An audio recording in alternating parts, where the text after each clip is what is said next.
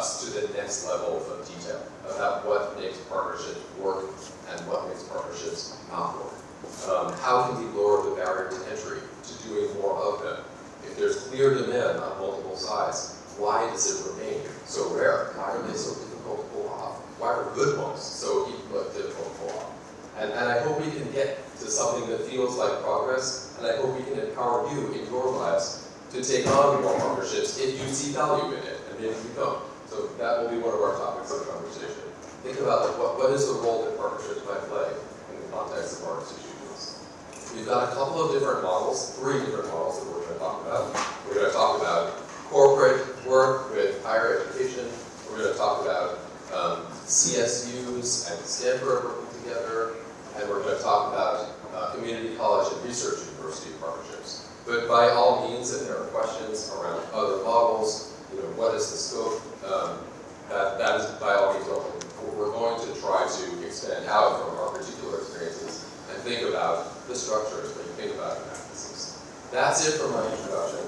I'm going to ask our panelists to just briefly introduce themselves by way of the project that they've done. So we're not going to spend too much time dwelling on the substance of their partnership projects, because yours might be different and your interests might be different. But I think it's important to just set the context, and maybe I'll ask you, Mitchell, to get us started by talking about your project at the CSU. Sure. Hi. So nice to see such a large number of people here today. My name is Mitchell Stevens. I'm a sociologist on the faculty at Stanford in the Graduate School of Education. And I am here because I have the privilege of being part of a multi-organizational partnership. I'm a social scientist and increasingly a data scientist. And it turns out you can't do data science without data, right? So I am very interested in understanding how students navigate complex curriculums as they move through places like Dianza College, Stanford University, California State University. We ask students to navigate a lot, to put a fire hose of course options and give them a bunch of lists and deadlines, and we say, good luck with that, and here's an email of the advisor. We ask a lot of students to navigate complexity.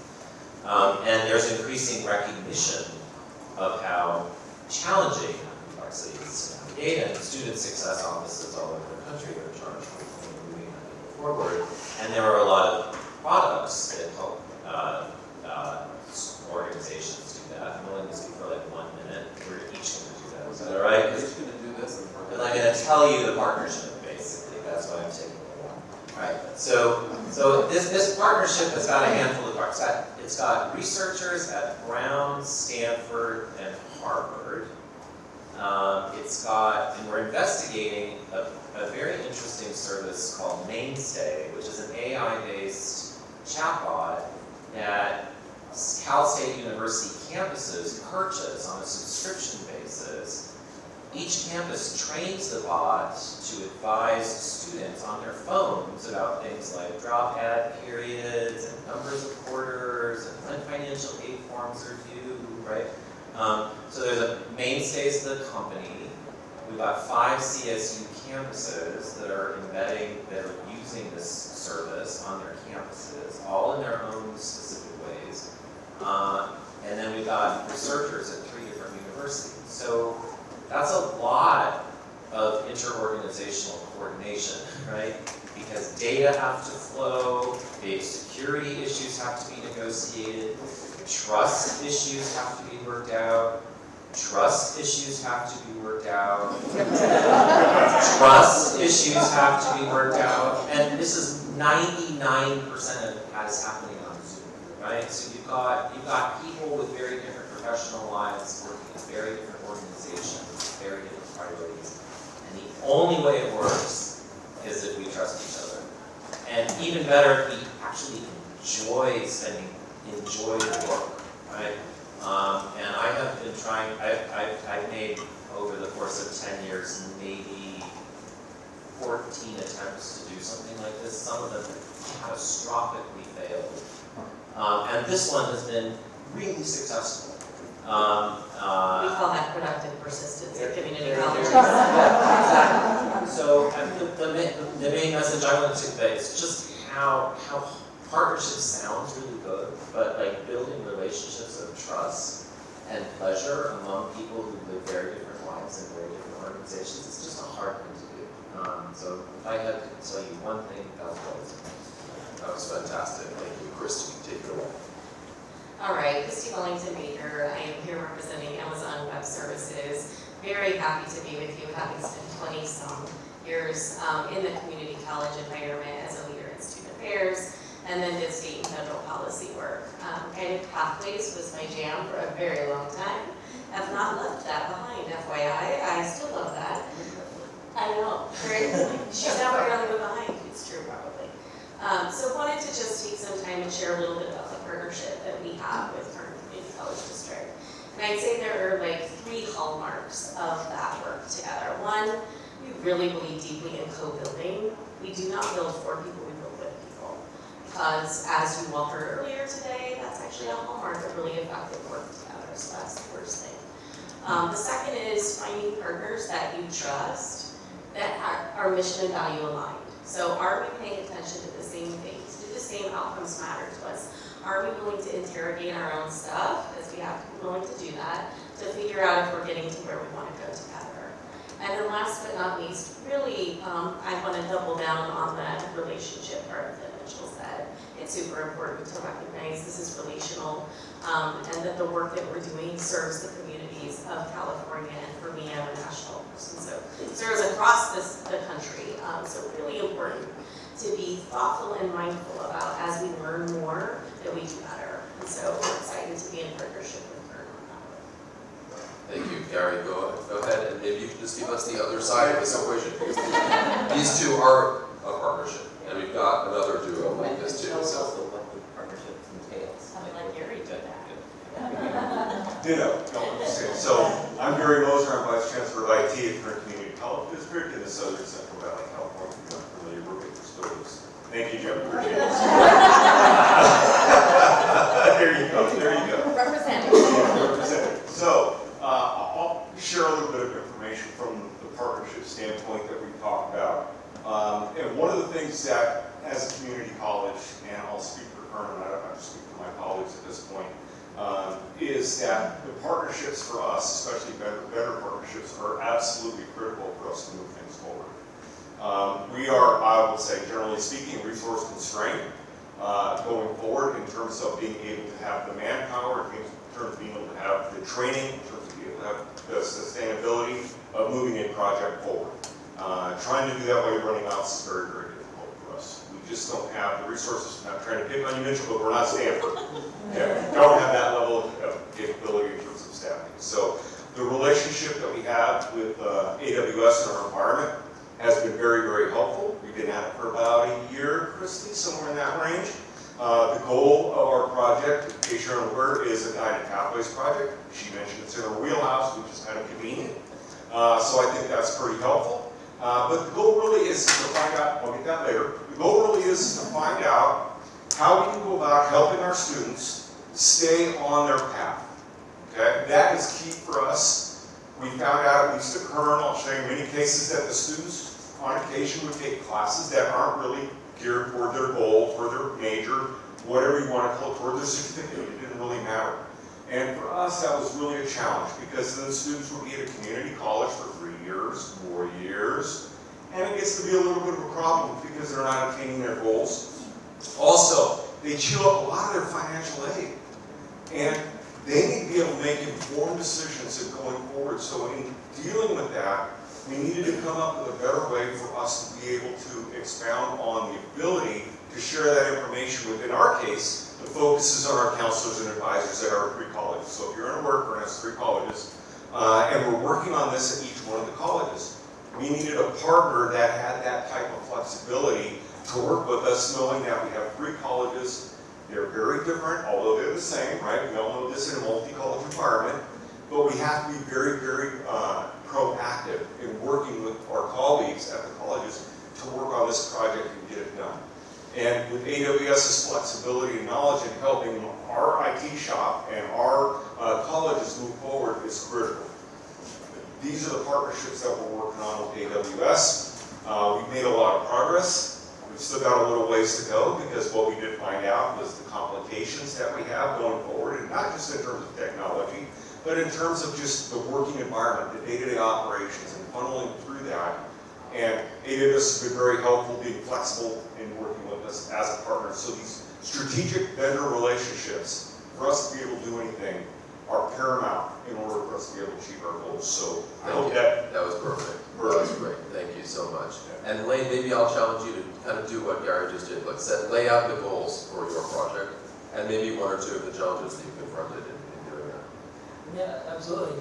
And hi everybody, my name is Lane Johnson. I am a computer science instructor at Foothill College, and a new one at that. I am just now entering my second year. And so I personally am faced with the exhilarating but daunting task of designing my courses relatively from scratch, at least from my perspective. And so get to ask, or have to ask, the questions of what does content mean for an online class in 2024? Many of my classes are online.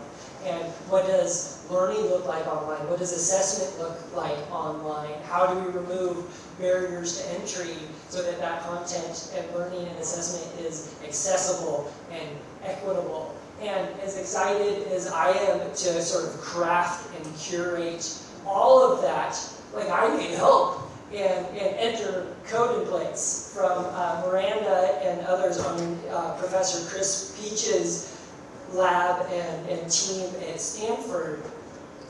They let us use a platform that is accessible and lowers the barrier to entry and is fun and friendly and lets anybody who's interested in just checking out this world of computer science and programming step right in and do it. And so specifically the course that we collaborated on, we call CS49 at Foothill College. It's a Foundations of Computer Programming course. We have taught it in person, but this was the first time we have taken it online. And we couldn't have done it without Code in Place. And it's been a really interesting collaboration in the sense that we have very aligned goals in letting anybody who's interested succeed at computer programming, but at very different scales and coming from very different positions. Code in Place, and maybe I'll even let Miranda tell you a little bit more about the history and development of Code in Place, but as soon as she does, you'll understand that we were taking this platform that operated in one realm and very quickly trying to adapt it to an in-person 4-credit domain, and that was our collaboration and the task at hand. And again, the goal is to remove barriers to entry. So as I'm crafting my courses, I don't want to pass along material costs to the students. Yeah. I want a platform that is accessible and fun and easy and doesn't cost them a bundle. It doesn't keep some people from pursuing their interests. And so Code in Place literally allowed us to do that, and I'll let Miranda tell you about Code in Place. Thanks, Lynn. Hi, I'm Miranda. I'm a master's student at Stanford University at the moment. I'm in Professor Chris Peach's lab, and I work on Code in Place. For a bit more context, Code in Place is a massive online Python course. It's free, and it's been offered once a year for 4 years now. We've taught over 30,000 people. It's a very large-scale endeavor. And yeah, I guess just to kind of piggyback off of some of what Lane mentioned, I would say the largest challenges of this are certainly with CS49 and Code in Place, we have very much the same goals and values, but our settings are really, really wildly different. And I think certainly the partnership has really been a win-win situation for both parties in terms of us, Code in Place, really being able to benefit from, I think, like the domain knowledge Lane has about his students and his section leaders in a way that it's harder for us to have about 30,000 students and like 10,000 teachers from all across the world, and that kind of insight has really allowed us to improve our course while also being able to support CS49 with teaching model of the curriculum that we have. I guess I would say the challenges of this, I mean, speaking maybe from my own role in this, there has been just a huge amount of nitty-gritty in terms of integrating, we have our own platform, Foothill uses Canvas, and this turns out to be very non-trivial. Even for the computer scientists. It sounds like it should just be kind of a bit of a technical detail, but the cognitive load on the students and the instructors in our pilot semester kind of having to toggle between both of these platforms was a really interesting, unforeseen challenge. So I want to talk a little bit more about the challenges. One thing I think I've heard from you all is that there's a kind of very particular individual personality type. There are people like you all who have the motivation and the skills to build trust, to be the bridge builders. Christy, you came from a community college world, right? So you have a unique background coming at Amazon that most of your colleagues probably don't have. Does that mean that these partnerships depend on those individuals, maybe not really driven by institutions and MOUs? That's kind of the formal structure. But part of what I hear you saying is that there's a kind of informal alternative structure that's driven by bridge builders, by people who are oriented from the outside, and they're actually the connectors that drive the success or failure of these partnerships. Do you agree with that hypothesis? And if not, what is the kind of mechanism for success? We heard about trust and personal experience. Who wants to jump into this one? Just help us map out, increase the chances of the success of some future partnership that's currently being envisioned by somebody out there for growth. So I'm happy to at least take the first leap at that. I think two things stuck out to me. It is definitely about identifying bridge builders, but it is also about bridge builders helping their colleagues understand why bridge building is so important.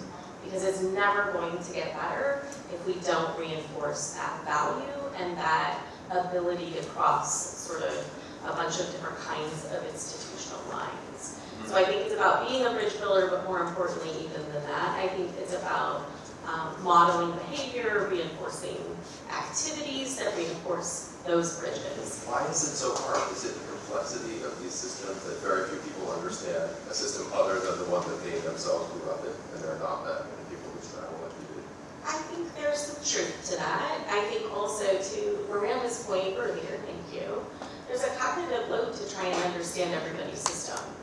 And there is not a fundamental set of trust that exists across institutional barriers. So private sector to public sector to different types of R1, no offense, to community colleges, et cetera. Like there's not a shared understanding of why we're all in this business.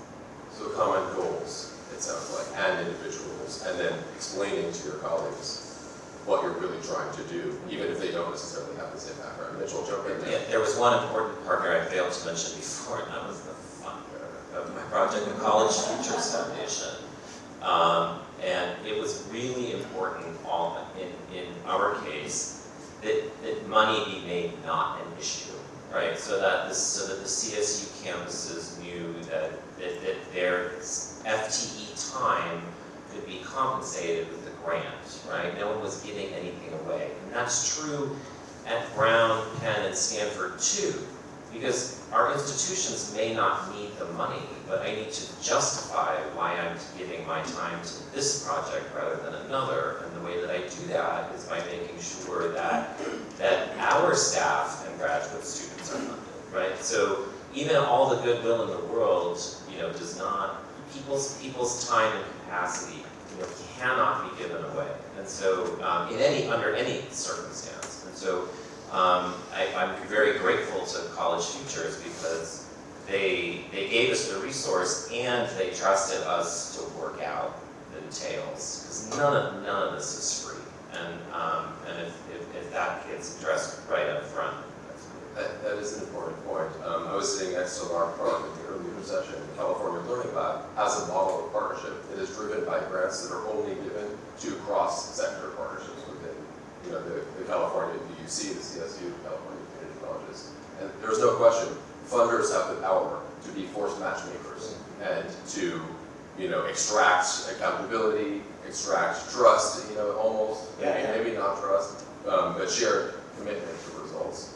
What if you don't have that? Lane, your project was not funded from the outside.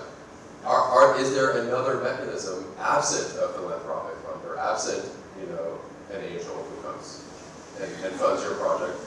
It sounded like it was more actually about your own professional development and your own growth. That was the motivator there. Can you speak to that? Yeah, I think, what really drove some success was just a shared sense of mission and shared values. I don't necessarily know where that comes from. I definitely consider myself very fortunate in this collaboration. I think, a real challenge in any cross-sector collaboration is defining or finding or establishing roles and responsibilities. Like there's no hierarchy in place, there's no job descriptions, there's no, nobody's in charge. Like you're figuring it out on the fly together. That anarchy, I think, is part of what scares people who grow up in hierarchical organizations where the roles are defined for them. Yeah, and so bridge builders, I think that goes a long way, and then also just a mindset of agility and pivoting. Like I definitely know, and Miranda, please push back and correct me if my understanding is off. But I feel like, initially in early conversations, we sort of really envisioned Code in Place porting over to the community college system in a very extensible plug-and-play way, where I can plug in my content and my assignments and my whatever. And it very quickly became apparent that, no, we have 2 weeks. One, we're not going to build that out. 2, I can't make the content. What do we have right now, and what do we have to do to get it in front of the student? And to Miranda's absolute credit, she helped with the content.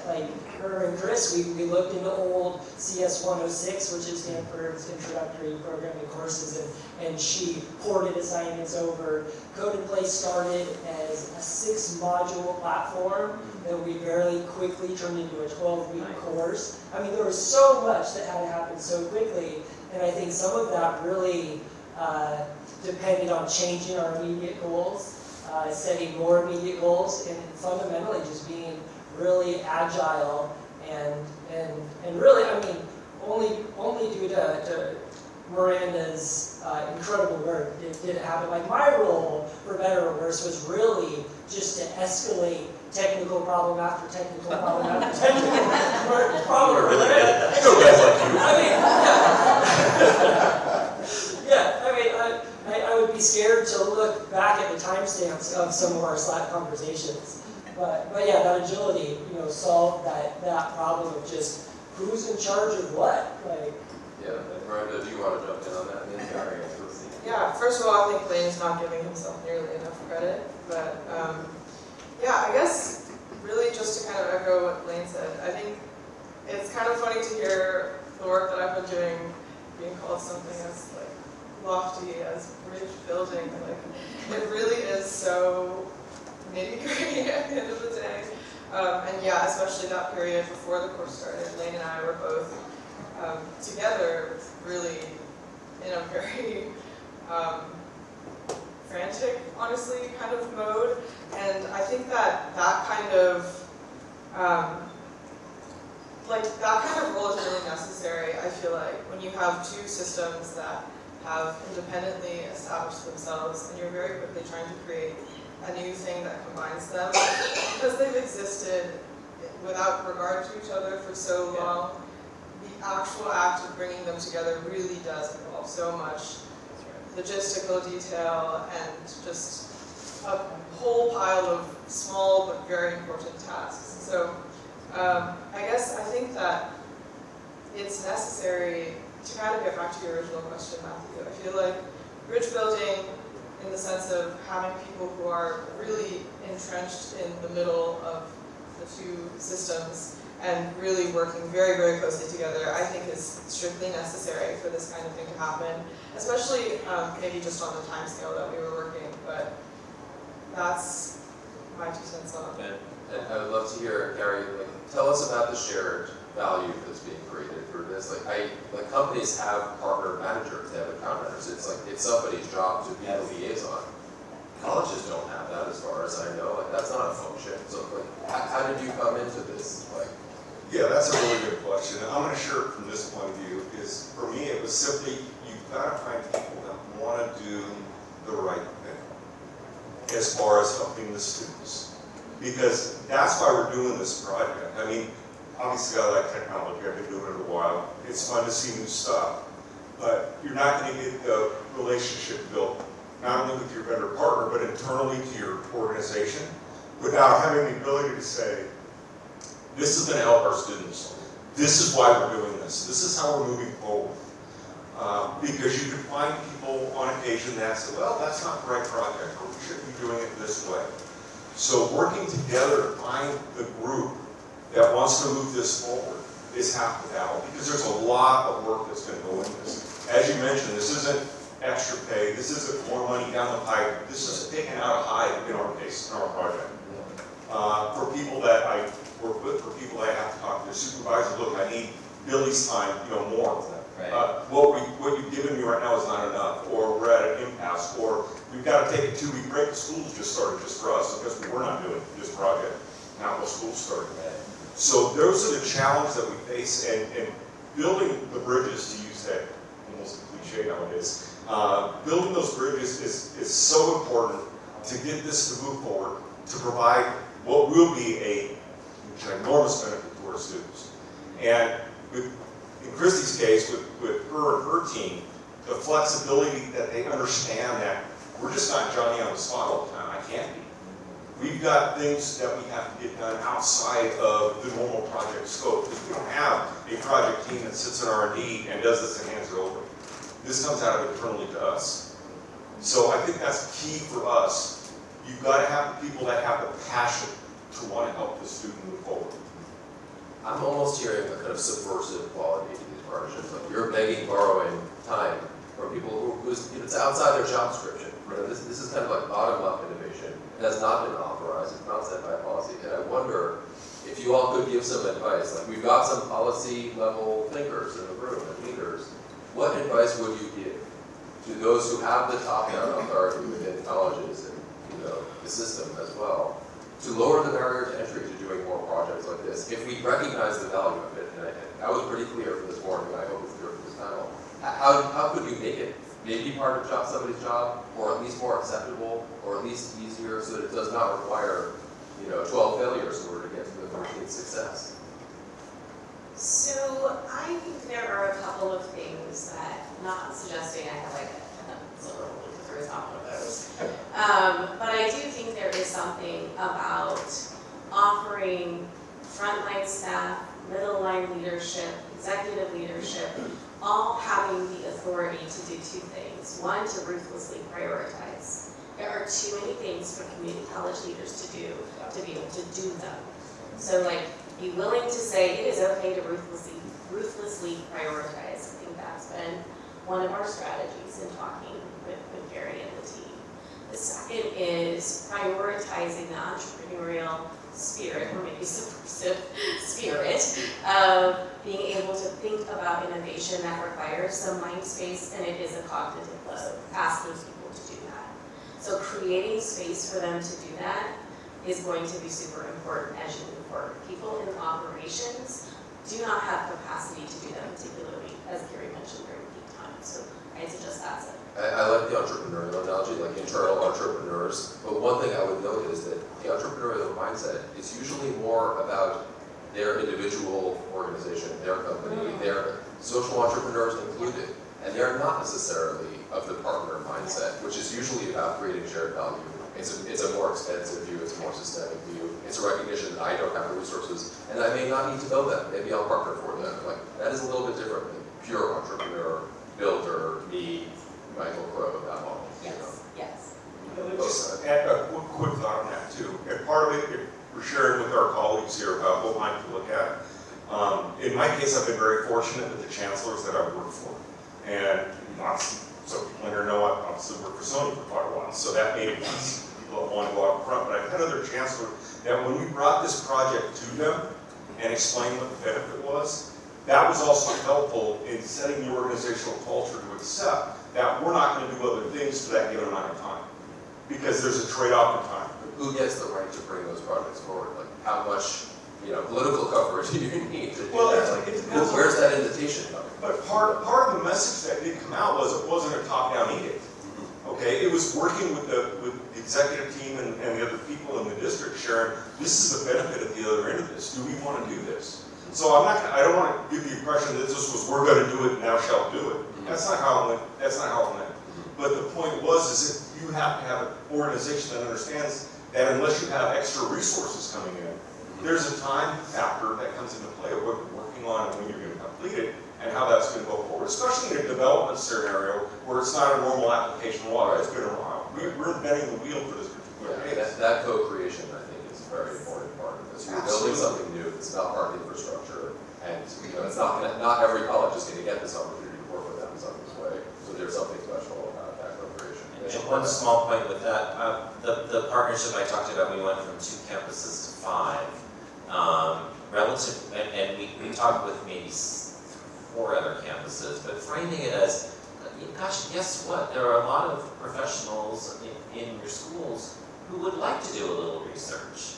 They did something like that for their EDD or their masters and so to frame this as an opportunity, right? For those who want to, right? Would you like to join a research practice partnership, right? I have found that to be hugely rewarding. It's pleasurable. I think that's Yeah, a really it's important pleasure, point. yeah. Partnerships are not partnerships unless they are voluntary, including the people around, not the founders of that partnership, but the next circle around them. And if you're being voluntold to do it, it probably won't yield trust. It probably won't yield the results of it. Let's open it up to the room. I've got this microphone. I'm going to come around just to make it a little bit easier for folks. Yes, I see a question in the back. Go ahead. Just try to keep it to as short as you can. You've talked about how this is a very improvisational kind of effort, and I'm wondering, are you finding that there are roles and practices that would be beneficial to the partnerships that you're developing and that could be replicated? And could we begin to develop those in ways that this would not be improvisational every time we have it? What is the science of partnerships? Well, I'll go back maybe to your last point, if I heard it correctly, is how do we want to roll this out in terms of others, of helping other organizations? From our point of view, the design was how do we scale this outside of Kern Community College District? That's what we talked about. The idea was never we're going to stop here because one of the things that we do like to look at is sharing with our colleagues. In the community colleges and those that are from there in here, we live and die by our communications and helping each other out. There's just no way we can go on our own without helping one another, especially you have large colleges, small colleges, multi, single district, all the gamut. So in being able to design something like that, then we can definitely go forward and design and say, hey, Jim, you want to roll this out pretty soon? He'll assess it, whether it fits his district or not, and maybe go forward or maybe not, but we provided the opportunity to have that conversation moving forward. So I caught the tail end. I hope I answered your question, but Others jump in and others think about another question you might want to ask while he answers. Yeah, I'd love to dovetail on that, and I don't think I could offer an organizational chart per se or new position role, but I can offer the anecdote that for at least our collaboration, we are very much actively trying to work towards a position where what we're doing is scalable by being shareable, in the sense that we want to, and this is pie in the sky, like off on the horizon, right? But we want to establish best practices and build out this platform so that we can then take it to other community colleges and say, hey, this is how it's worked for us. Here's the roles we've played. This is how we can use it, and have fun. Good luck. And Marina, I see you in the back of the room. CBC, that message was for you, so I hope yeah, go ahead. I didn't see your name in the program. What is your name in your college? Lane Johnson in Foothill College. Woohoo!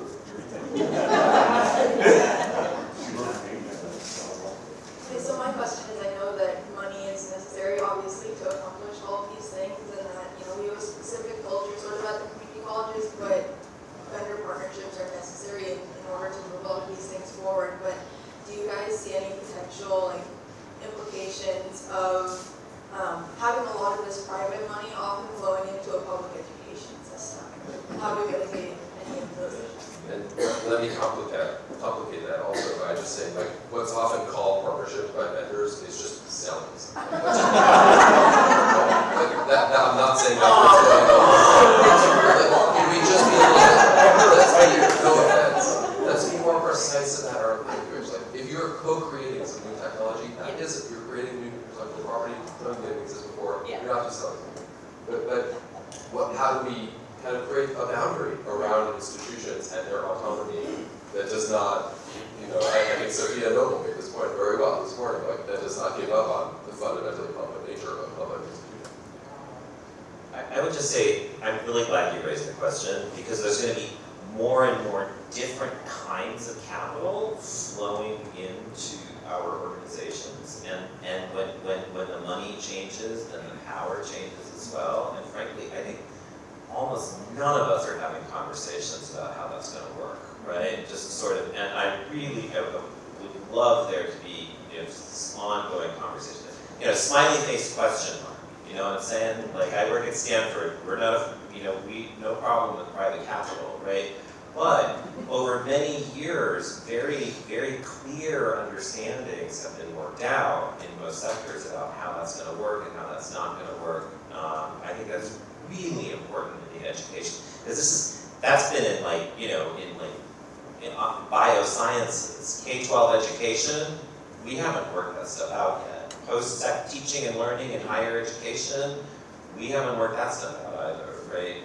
And I think that's a hugely important question that deserves its own ongoing conversation. I would just add one point, which is that technology does have a mechanism for creating shared value and public goods. It's in the form of open source software.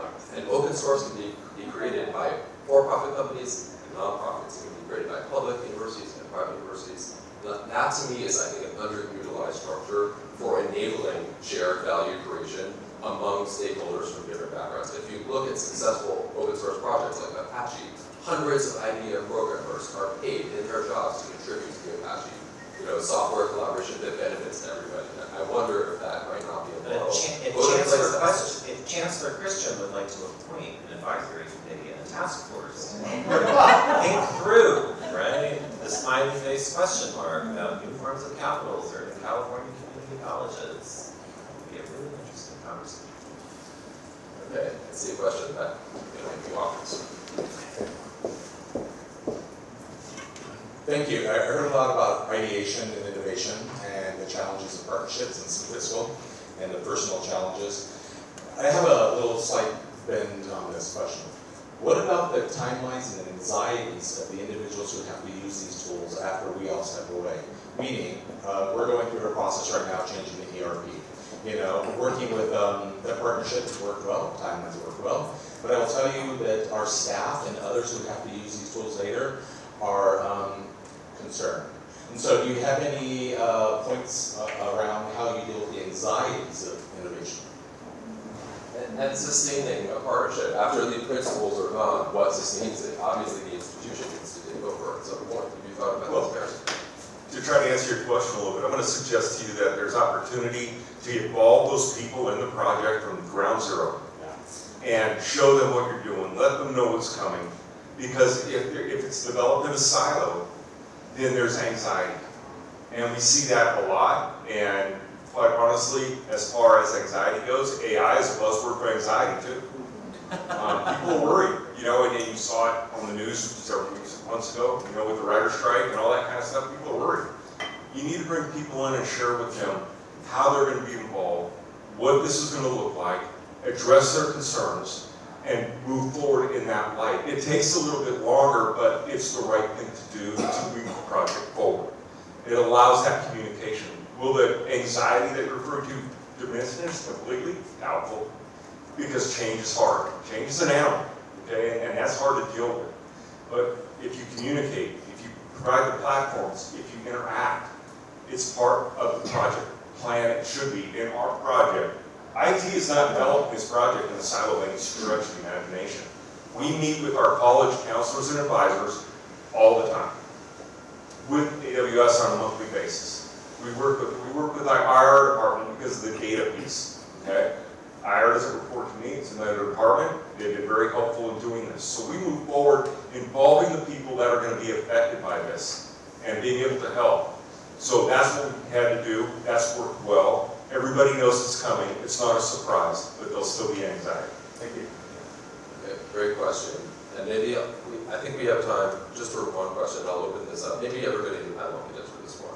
So Mitchell, last week you hosted a major national conference, leaders from all over the country coming together with a report that called for more cross-industry and institution, cross-sector partnerships. And to me, like, you know, the response was very positive to that. There's widespread recognition of the need for this. So just share with them, and I hope everybody can speak to this one, but what is, at the very highest level, what are the stakes here? What is the potential? Like, motivate this group to do the hard work, as we just described it. It's not easy. What at the highest level is the potential of doing more cross-sector partnerships? Everybody's. I would say I would say at stake, and when I get the opportunity to talk to institutional leadership, I say the stakes are, you know, one of the great accomplishments of higher education in the United States in the 20th century was that just this spectacular variety of schools, spectacular variety, and the opportunity for people, men and women, to move in between and among them. And I think that's a great asset of the U.S. higher education system. If there isn't more cross-sector cooperation or coordination, I think we're going to get a kind of balkanization of the sector, where schools with different resource bases and different kinds of selectivity are going to increasingly think of themselves as just not related to the rest. A great virtue of California is this linked tiered system. But we all know that's not rainbows and unicorns either, right? I mean, just because we have a linked system does not mean it's a functionally integrated, you know, optimized system, right? And, you know, we all need to fight that differentiation very hard, I think, because it's a great asset of what we inherit.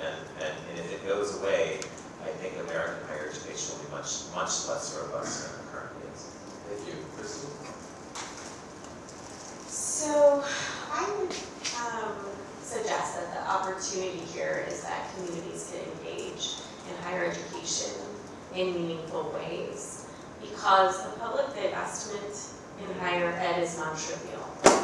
And so it's going to require us to be talking to each other in order to continue to propel forward the access to every community and every learner that we know is going to be necessary, not just for economic prosperity, which is wonderful, but economic and social mobility, so that people can actually move through the system and be able to access resources. So.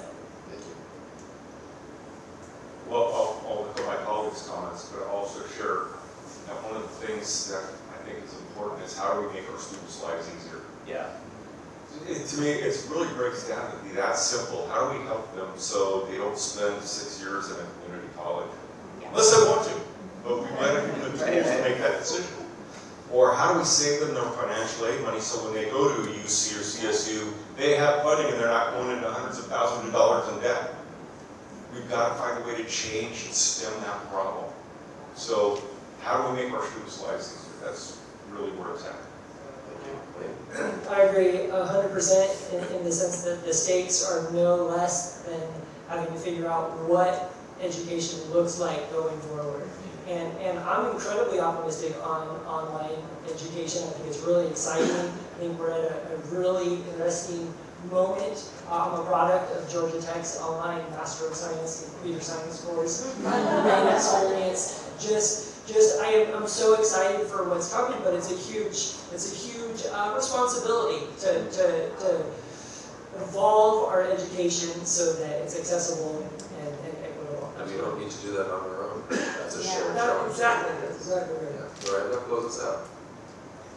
I mean, it's not new, but I truly think, like, you know, ultimately we all have the same goal, which is to serve learners and to reduce the barriers to access for high quality education. And I think that cross-sector partnerships are a way to be able to just experiment with the medium of educational structures to find new ways of, like, moving towards the goals that we all have at the end of the day. Thank you so much. Please give a round of applause.